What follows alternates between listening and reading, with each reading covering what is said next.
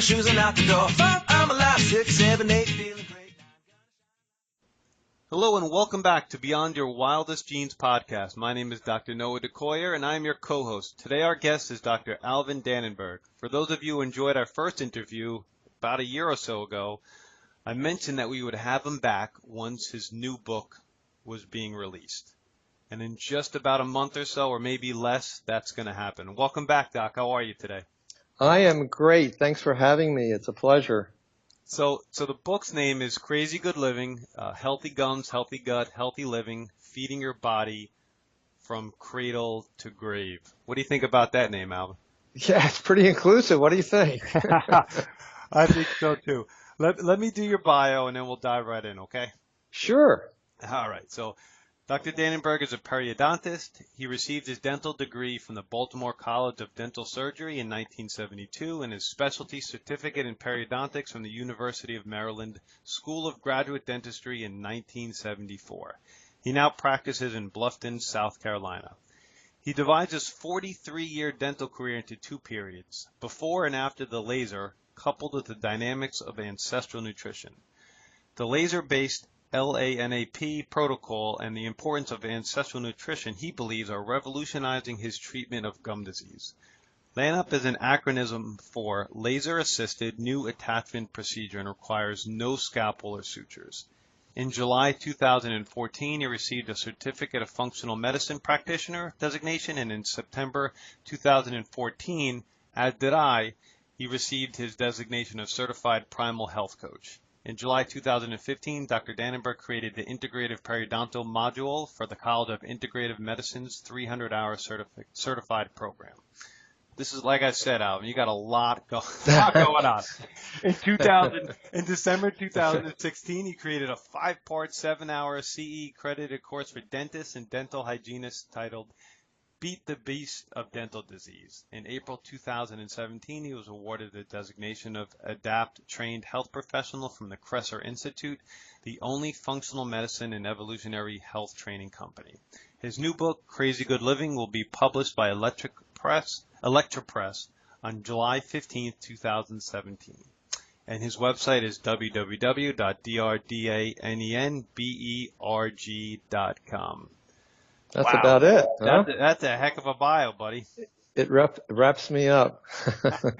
So let's start here. Just so a few people that didn't listen to our first interview, and maybe it'll spark a few people to go back and listen to it.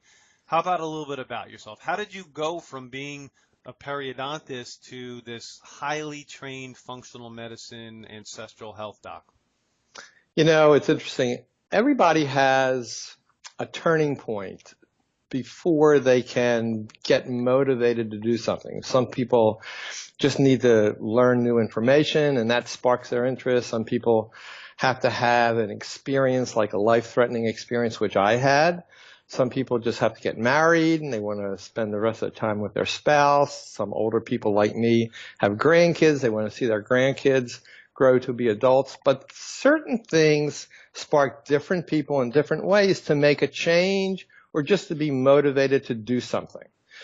So when I'm 59 years old, I thought I was basically a very healthy guy. I exercised, maybe jogging 40 minutes or doing other aerobic exercise 40 minutes to an hour, maybe 4 to 5 days a week. I ate what I thought was healthy food. I ate low fat. I ate lots of carbs and fiber. Popcorn was my favorite food. I mean, I thought I was doing okay. And at the age of 59, I had a stroke. So I had this stroke, and my doctors saved my life. They put me on 7 medications for the rest of my life. And that's the end of the story as far as they were concerned. For me, that didn't cut it. So I was not going to take medication for the rest of my life and figure out that I was doomed to degenerative problems. So from the age of 59 to about 66, I started to do some research to figure out what I needed to get healthy. And it was not easy to find information, but I went to the major sources like the American Heart Association, the American Cancer Society, the American Diabetic Association. These organizations supposedly professed knowing what you needed to do to be healthy. So I followed all these recommendations. And until I was 66, I was still on my 7 medicines, and I weighed a weight that I'll tell you about in a second. And then I took this course. And when I was 66, I took a course at the Kripalu Center for Yoga and Health. And it was an integrative nutritional course for healthcare professionals. 5-day intensive program. I thought it was going to kind of summarize everything I was learning for the previous seven years or so and really put it together for me so I knew I was in the right direction, going on the right track.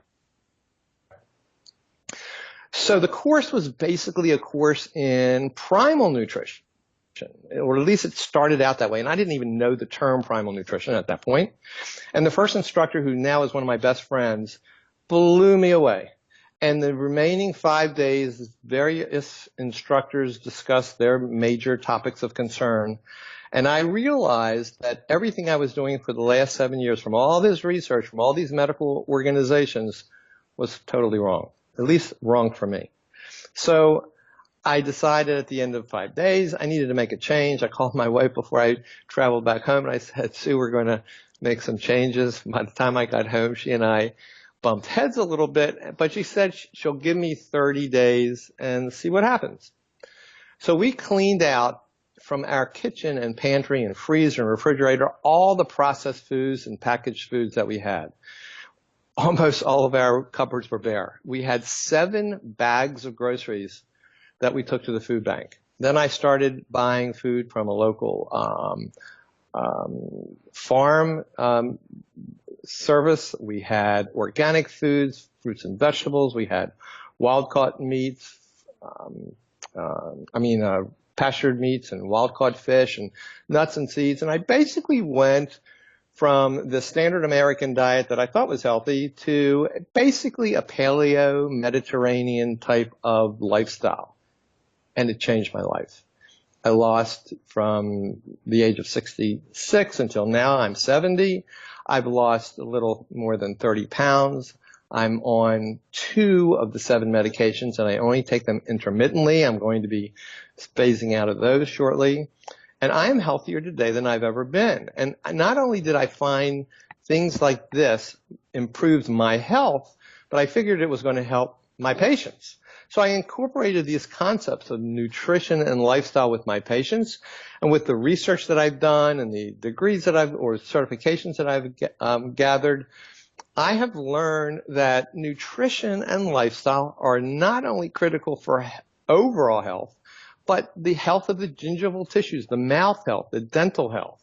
And by putting all of this together, I think patients and anyone who wants to open their ears and listen can treat their chronic diseases that they have and prevent chronic diseases in the future by just understanding basic ancestral nutrition and lifestyle. And that's where I am. So, yeah. It's a beautiful place to be. You mentioned 2 things there, and it basically leads into my next 2 questions. And I'm going to kind of give them to you, and then you can take it any which way you want. Okay. Number 1, how does the book differ than other diet and health and nutrition books? And secondarily, as a dentist, periodontist, how does that make your perspective different? Because many people know that the health of your mouth and your teeth and your gums are extremely important, but I think you take that to the next level. So take that any way you want to go. Sure. So my book is not a diet book. It's a lifestyle book, and it's just not eating healthy and that's the end of the story. I believe there are 4 pillars to health. There may be a whole lot more, but I think I can summarize it in 4 pillars, which I talk about in the book. One is a nutrient-dense anti-inflammatory diet, critical for your body's individual cells to get what they need. If you had a very expensive car, let's say a Lamborghini or whatever, you're spending a tremendous amount of money. You're probably babying that car to the nth degree, and you're putting in the highest test gasoline and making sure the oil is changed exactly correctly. And you're just making sure this machine functions for the number of years that you want it to function. Well, a nutrient-dense anti-inflammatory diet does this for your body. Your body is the only machine that's going to carry you from today till you die. It only makes sense to take care of it like you would a Lamborghini. Who does that today? Very few people. So the 4 pillars of health are the nutrient-dense anti-inflammatory diet, but also, I believe, efficient exercise, restorative sleep, and stress reduction, which is such a critical factor. It's not really understood that much, but I can tell you that when you are stressed emotionally, not only physically, but emotionally stressed, it affects your gut, it affects your mouth, it affects your overall health. Even if you're doing all of the other 3 very, very well, that could be your downfall. So all 4 pillars are critical, like four legs of a dining room chair. If you removed or broke one of those legs, it'll topple over. Although the other 3 legs are strong, that 4th leg needs to be there. So these 4 pillars of health, I think, are important. So that my book is different in that it goes into a lifestyle and not just a diet. I don't believe in diets. As a periodontist, of course, I'm looking at nutrition in a different way because I'm understanding the mouth is the mirror to the body. And I'm understanding everybody talks about nutrition, but they only talk about nutrition once it gets into the gut. I mean, your mouth is the beginning of this nutritional highway. So we have to have a healthy mouth. And what's really interesting is that what's happening in the gut more than likely begins the effect in the mouth. So the mouth bacteria, and there's a host of bacteria in the mouth and microbes, are there in a state of homeostasis, just like the bacteria in your gut are there in a state of homeostasis, a balance. Your body needs the 100 trillion microbes in it. We have 10 trillion human cells and 100 trillion microbial cells. These microbes are critical for health. There are good microbes, there are bad microbes, but they're in a state of balance. When the bad microbes get out of balance because of maybe bad food choices, maybe toxic substances that are in the foods that we're eating or air that we're breathing, maybe certain dental procedures are putting toxic substances in our body that last until those substances are removed, possibly stress, changing the bacteria in the gut. All of these things will change the structure of our healthy microbes. And then it can affect the gut lining, and then it can affect other organs, including the mouth. So there are some great studies that show that when there is gut dysbiosis, or this imbalance in bacteria in the gut, it changes the bacteria in the saliva. So the bacteria in the mouth start to overpopulate with some bad stuff. And we're eating, unfortunately, unhealthy foods that feed the bad bacteria now in the mouth. And they're feeding the bad bacteria in the gut, and you begin to develop a vicious cycle. So you have a source of infection getting into the bloodstream from your gut and creating chronic inflammation and all kinds of chronic diseases. And you're also developing a source of chronic inflammation that is pouring into the bloodstream through the infected gum space when you have periodontal disease. So these 2 areas need to be taken care of. There's so much research now that talks about the importance of a healthy gum environment in the mouth to prevent cardiovascular disease, for example. Well, that's important and that's critical, but not just the mouth bacteria in the infected gum area. It's the infected bacteria or the dysbiotic bacteria in the gut. So both areas need to be treated. So I see that as a very important element to overall health. And there are a lot of functional medicine doctors that understand gut health, but they don't understand the dysbiotic gut health creating the dysbiotic oral microbe health. And then they're only treating the gut health and ignoring the mouth health, which they don't really understand. And they still have a nidus of infection in the mouth that can still affect the entire body, even though the gut health is slowly getting healthier. So this is where I come from. I think that the mouth is important, the gut is important. You heal the gut, you can heal the mouth. You heal the gut and the mouth, you can heal the entire body, I believe. And it's just not nutrition, like I said. We've got to be totally aware of what's going on with exercise. It has to be efficient, not overdoing exercise, not creating oxidative stress that is highly inflammatory. We have to understand stress reduction, like I mentioned, and certainly restorative sleep, which has a huge effect on the microbiome in the mouth as well as overall health. So that's where I'm coming from, and that's what the book is all about. So, all right, so let's break those down just a little bit more for our audience. So let's start with number one. Give the audience an idea when you talk about nutrient-dense, anti-inflammatory foods. What are we talking about there? Because there's still a lot of monikers there: paleo, primal, ketogenic. When you talk nutrient density, anti-inflammatory foods, what are we talking about?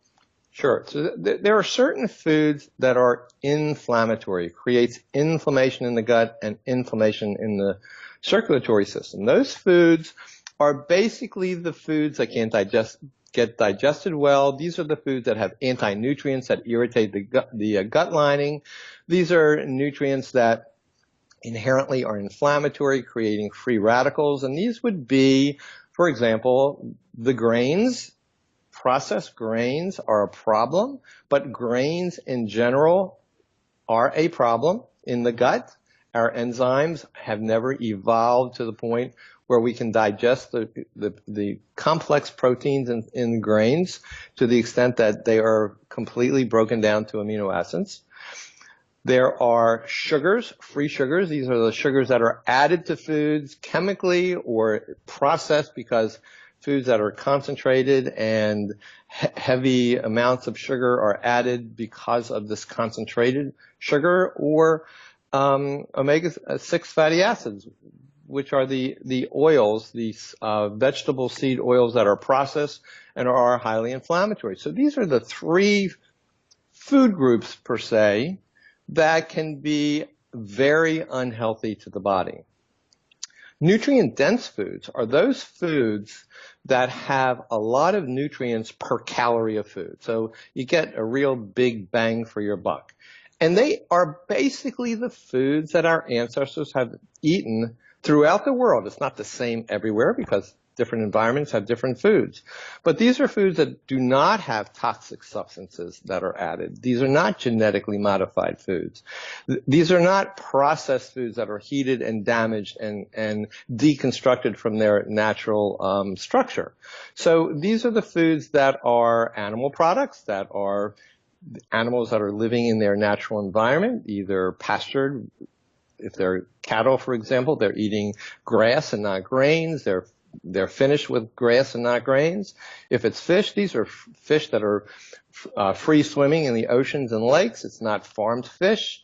And eggs, for example, are from chickens that can eat the bugs and everything in the dirt because this is what they eat, and that's what gets into a healthy egg.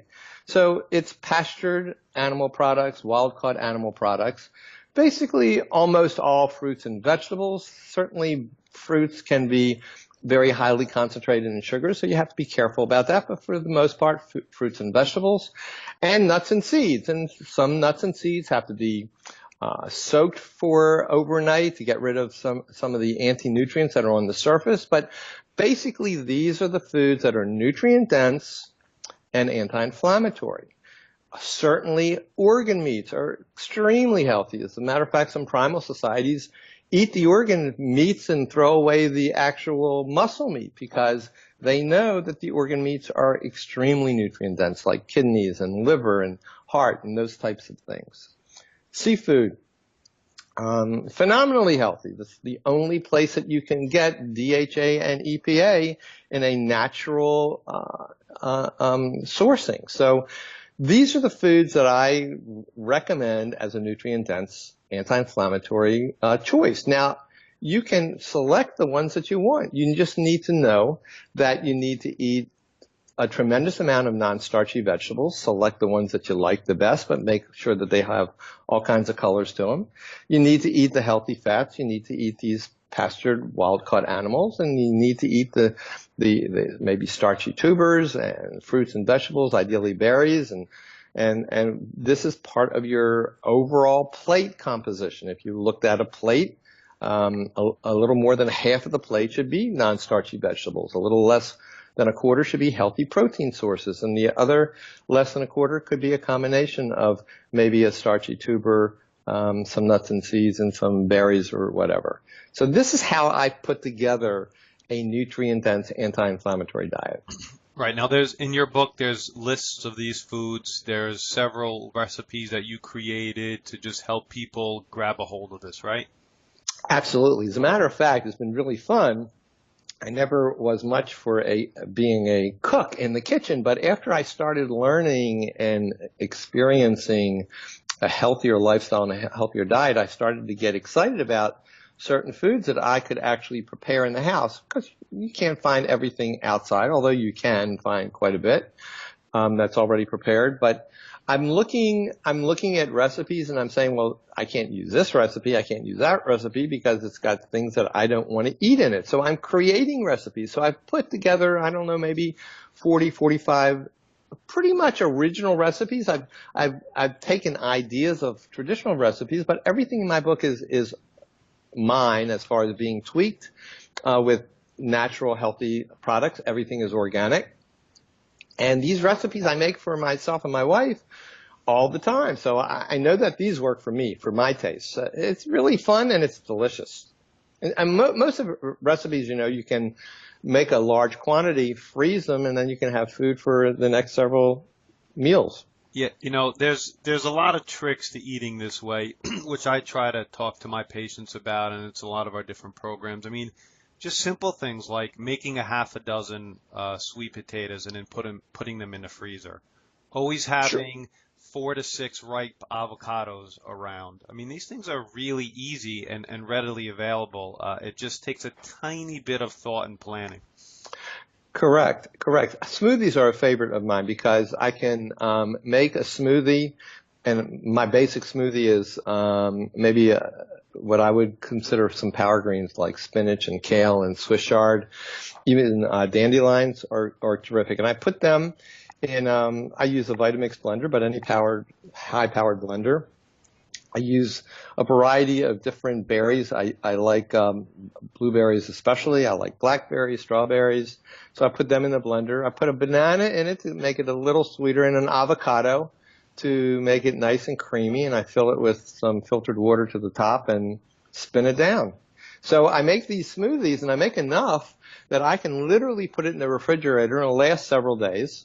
And whenever I want to have a drink and I don't want to drink water, I don't want to drink tea or coffee or whatever it is that I don't want to drink, the smoothie is there. And it serves as a very healthy leafy green vegetable, healthy fat, some healthy fruit. It's all there in a quick to consume drink, which is great.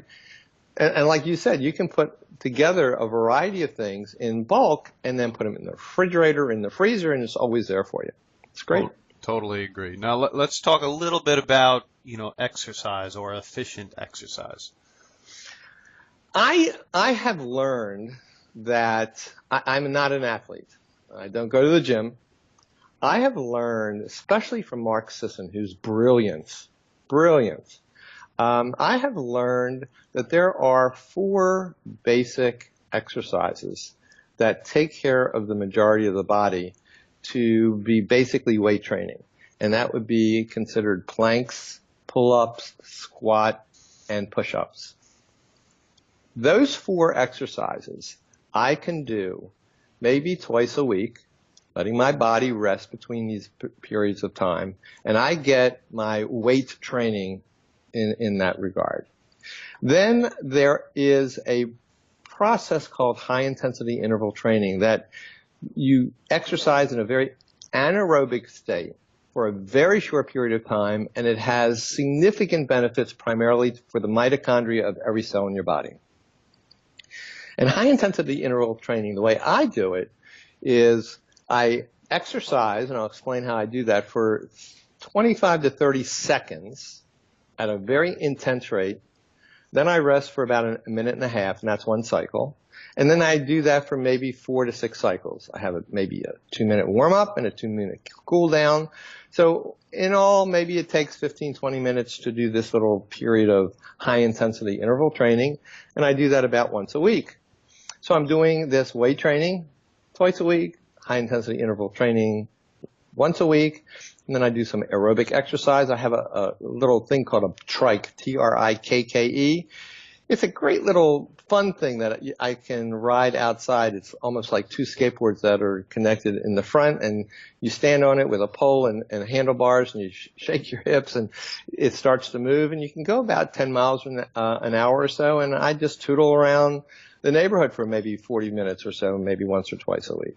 My high-intensity interval training is actually on a Nordic track cross-country skier.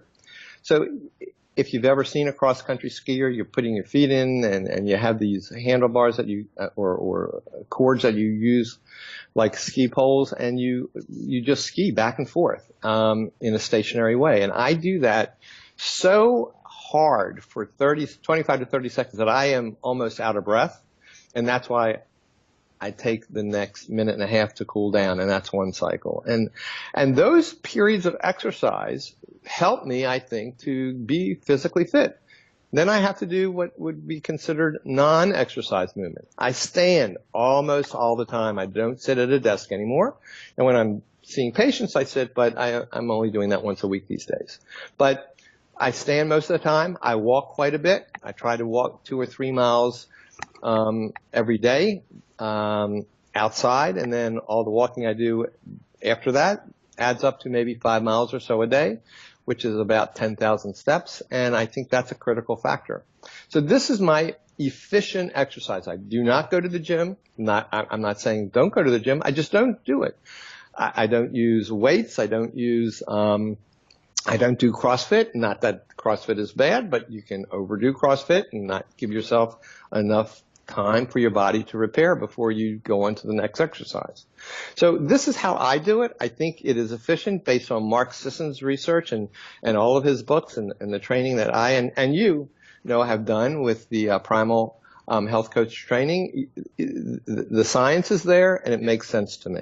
Yeah, I do and teach the same thing to my patients, and in the courses that we create, I teach those 4 primal movements. I think they're critical. I mean, I do those 1 to 2 times a week as well. For me, in between, I go to a yoga studio 3 or 4 times a week, and I do quite a bit of box jumps. So that's how that's my take. That's, a little bit different on your take, but similar concepts. And I think that it's the right way to exercise for most people.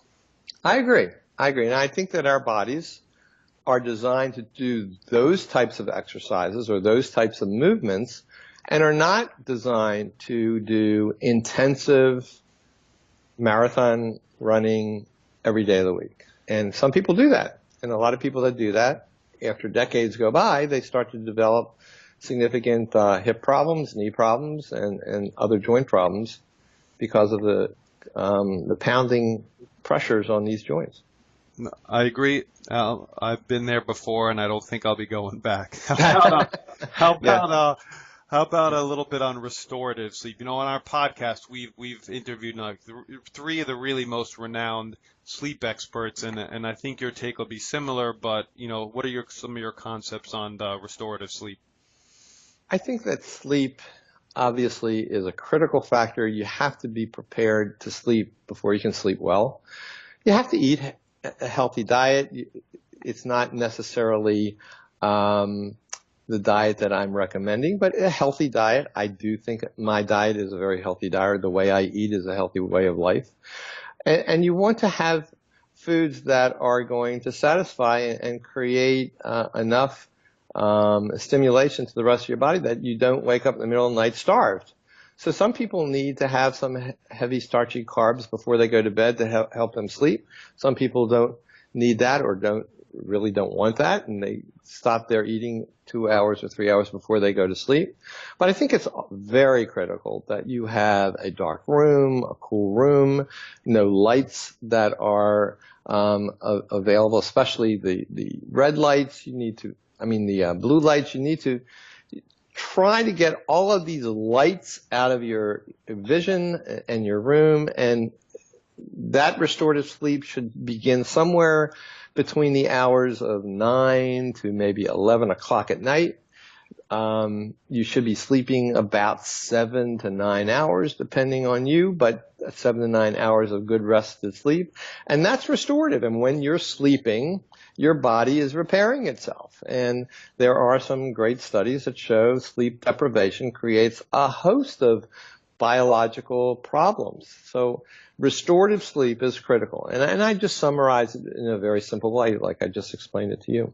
I agree with everything you said there. And finally, reduction of stress in our lives. That's kind of that's always been one of my sticking points along with sleep. I don't have any problem sleeping. I can sleep anywhere. But stress, that's another story. I guess you and I and a lot of people that I would say I'm somewhat entrepreneurial. I certainly would be considered a type A personality. Therefore, I push hard sometimes and I let things externally bother me. So emotional stress is such a difficult thing. I go into some detail in my book about different ways of reducing emotional stress. Certainly, you know that yoga like you're doing and meditation and deep breathing and muscle relaxation techniques, all of these are fantastic. And you still have to have the right frame of mind. You have to think about what is bothering you, how important is that particular thing that's bothering you. If you can't solve that problem, kind of remove it from your mind, and anything that you can solve, try to solve it. But it's not only emotional stress that is a problem. It could be physical stress. It could be chemical stress. Things that are in your mouth can be stressing your body. Toxins that may be placed in your teeth could be stressing your body. Foods that you're eating that are sprayed with glyphosate could be stressing your body. And all of these things add to a stress load that can go out of whack and affects everything in your body. All organ systems are affected. So stress is just not the emotional stress where one person is yelling with another person or one person is worried about a situation. Stress is the physical and chemical aspects also. So we need to be aware of it, identify it. We need to be very mindful with what we're doing and think in terms of improving a situation if we can improve it. If we can't improve it, we have to let it go. Well said. And I agree. James Maskell talks a lot about sociogenomics, and so in the blue zones, just having a strong social, yes, just a strong social network is extremely important for stress reduction. Yes, and that is more critical than most people even think about. Totally. And that's something that needs to be addressed much, much more. Totally agree. Now, okay, so I have two other questions. Actually, three other questions. I'd like to get to those before we end. Number one, sure. I'd like you to summarize chapter 24 in your book. Why the tooth fairies gave up grains. Okay, so you read my book. There you go. Mm-hmm. Let me tell you this story. By the way, there are no such things as tooth fairies, but I wrote this funny little story. There was a woman who owned a health newsletter in the Beaufort, Bluffton, Hilton Head area. And she asked me to write something that could be related to young kids or young adults could read it and find it whimsical and actually educational. So I wrote this story about the tooth fairies that have been around forever and ever, and they realized that children were getting sicker and sicker because of the foods that they ate. And so they made their mission in life to remove grains and free sugars from diets, and they were teaching children how to do this so that their health was going to be much more secure as they became older adults and created a quality of life, not quantity of life. My concern is not the amount of years that I live. My concern is the quality of life. Whatever point in time I'm going to die, I would love to be unbelievably healthy until I drop dead. So this is the quality of life that I'm thinking about. So the story about why the tooth fairy gave up grains is a story that I've just related, that parents could read to their kids, or young adults could read themselves and kind of put a smile on their face and understand that there is a message to this story.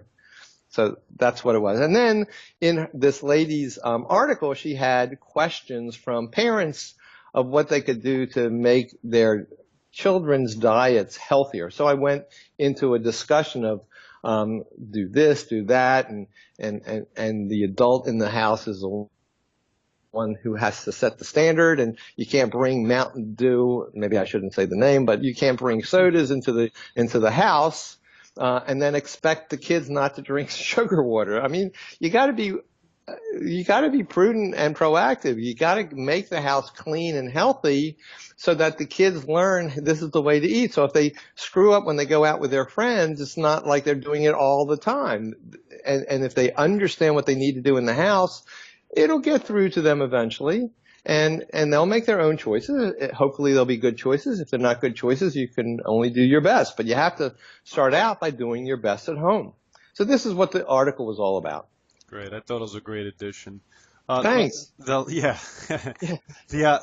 like you to... No one's ever asked me a question about that. That's really good. Yeah. I need to remember that. Yeah. Chapter 24. Okay. Chapter 24. Now, the other question I have, and it's near the end of the book, and I'd like, because I think it's really important, the small study you did with Ramil Nagel regarding whole food supplement and some of the findings you found in blood work and in their oral cavity. That's a neat study.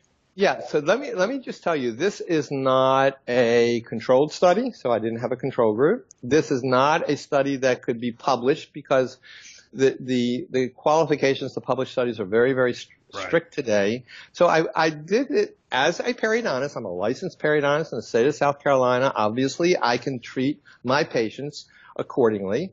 So I had, I'm not sure, 13 patients or so. I had these patients. All of these patients had active gum disease. All of these patients were going to be treated by me. But before we started active treatment, these patients enlisted and wanted to participate in this whole food type of supplement study to see if we could make their mouths healthier.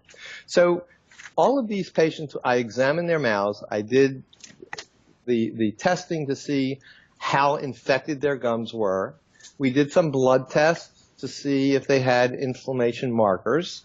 And we did not change anything in the way they lived. We didn't change anything in their diet, except they started taking a fermented cod liver oil with a high vitamin butter supplement that was all natural, which we got from Green Pasture, greenpasture.org. And we had some real kelp product capsules. It was not just iodine. It was a process because it was dehydrated kelp.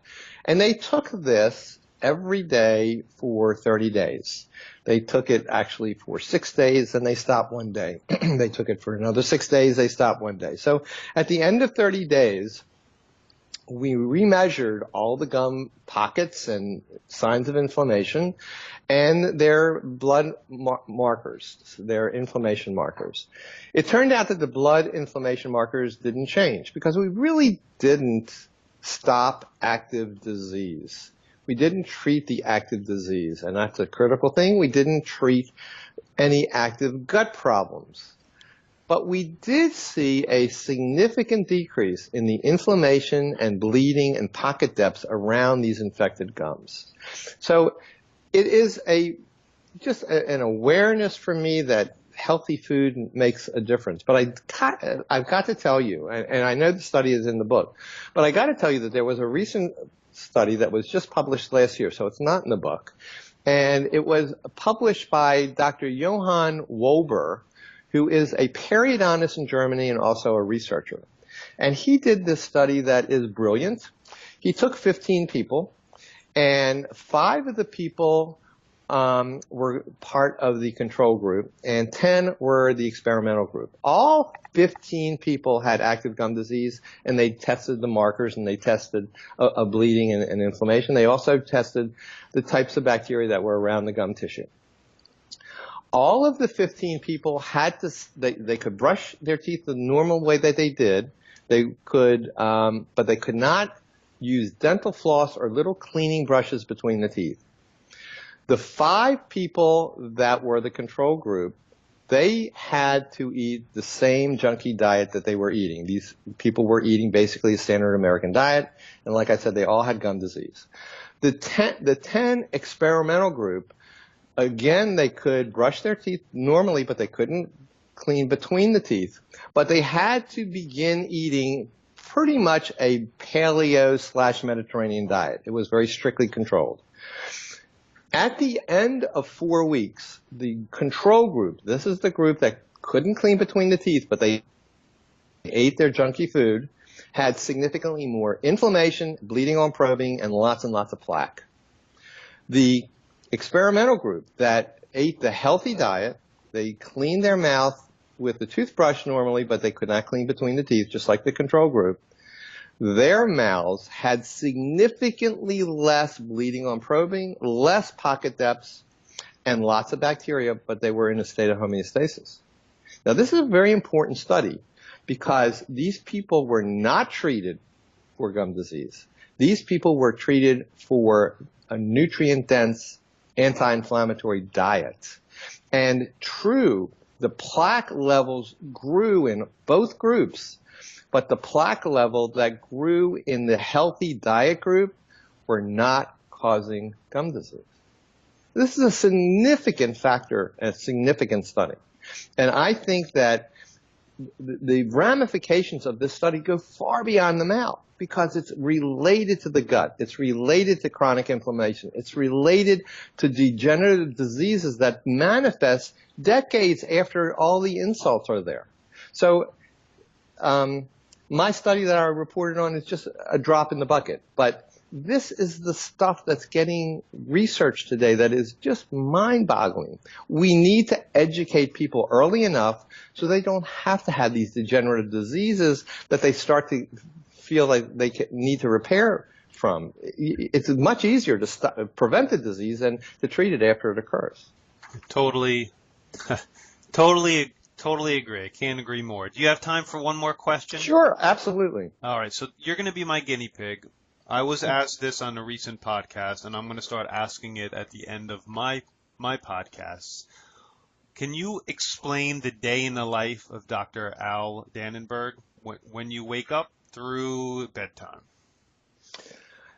Fantastic. So actually, I wrote a blog that is called My Primal Lifestyle. So I actually talk about what I eat for breakfast, what I eat for lunch, what I eat for dinner, how I exercise, how I sleep. It's all in this little thing. But I'll tell you, basically, I wake up early. I wake up, if I'm going to see patients that day, because my office is an hour away from me, I wake up at 4:30, 5 o'clock in the morning and get ready. Normally, I am up no later than 6 o'clock, maybe 5:30. And my day starts. I hardly ever during the week have breakfast. I have a cup of coffee. Basically, it would be a bulletproof type coffee from Dave Asprey's concept, but I add sometimes some things like cinnamon and raw cacao powder. And I go about my day. I write tremendously. I just write all the time. So I write some blogs. I read some blogs. I answer some questions. I do some Skype consultations with some patients all around the world, which is so much fun.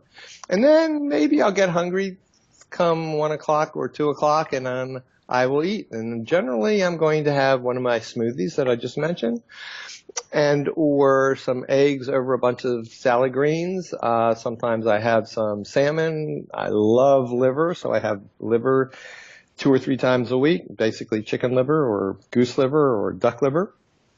I have it either prepared already, or I just eat liver and onions, that kind of thing.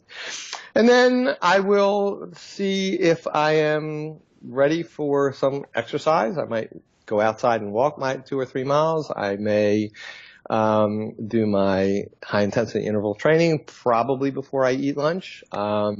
Then once a week, or my other weight training exercise again before I eat lunch, twice a week. And then I do watch some TV, which I like.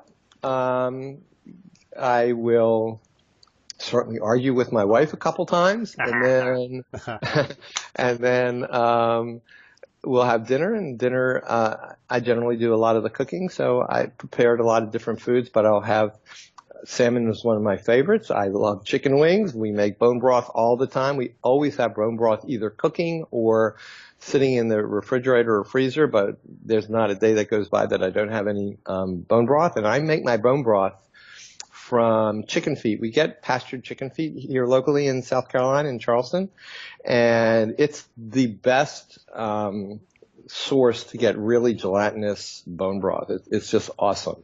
So we have that with dinner, or we make things using the broth as a stock or something to cook with.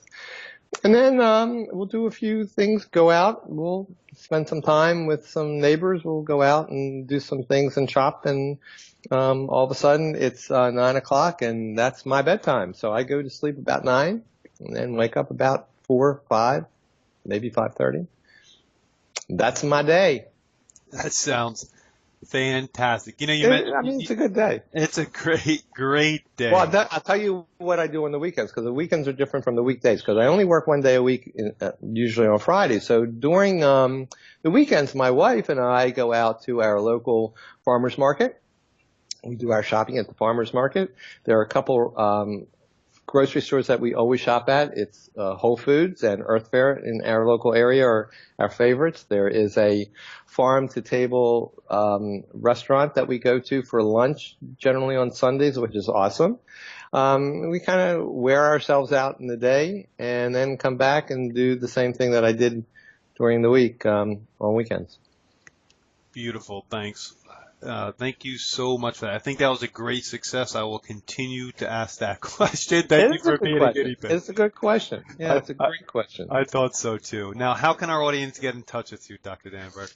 Well, the easiest way would be my website. So it's drdanenberg.com, as you spelled it out, drdanenberg.com. There is a contact form that you can send an email. I certainly will respond. There are blogs that I write every week, so you can read my blogs, which are kind of interesting. There's a consultation link that if someone wanted to speak to me one-on-one, we can arrange that. There's directions on how to do that. Generally, there's a questionnaire that I have potential clients to fill out and send to me by the online, as well as a 3-day food journal, so I can figure out what they're really eating and what's going on in their mouth and their body. Most of these people have dental questions that are related to other issues, so they send, or they have their dentist send some digital x-rays to me so I can look at them. I can't diagnose over the internet. I'm not making treatment plans for these patients, but I'm giving them my observation of what I see, maybe some direction as to where they could go and what they could do, and hopefully I can answer the questions that they have for me. Yes. And certainly my book is going to be released on July 15th, which I'm excited about. It's being published by a company called electrapress.com, and they spelled it a little differently. It's ELEKTRA press.com. Right now, I think there are 11 pre-publication reviews on their website. So if somebody went to that website, they'd see the reviews that are there already, which is exciting for me.